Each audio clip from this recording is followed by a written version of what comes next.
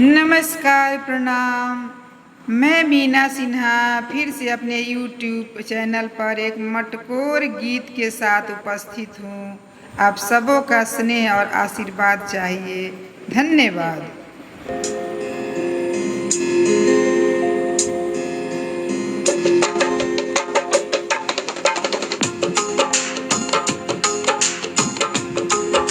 कौना बने रहलू ये कोइल रे, कौना बने जा, कौना बने रहलू ये कोइल रे, कौना बने जा।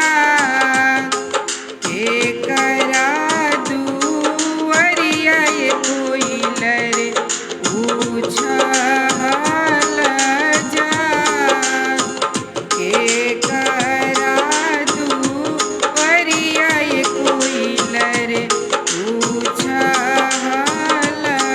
जा।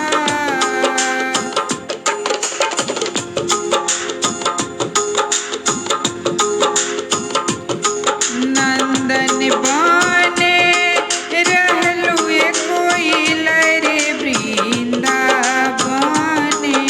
जा। नंदन बने रहलू ये कोइल रे, वृंदावने जा।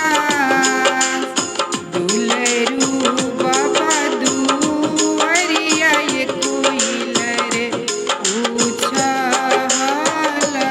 जा, दुलरू बाबा दुआरिया ये कोइल रे उछल जा।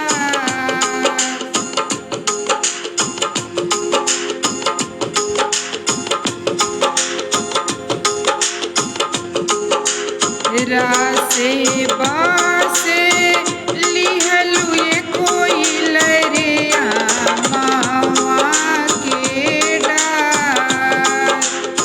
रासे बासे लिहलू ये कोइल रे, आमावा के डार।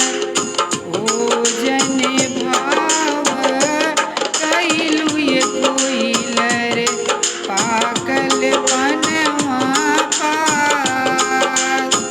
ओजन भाव कइलू ये कोइल रे, पाकल बनवा पास।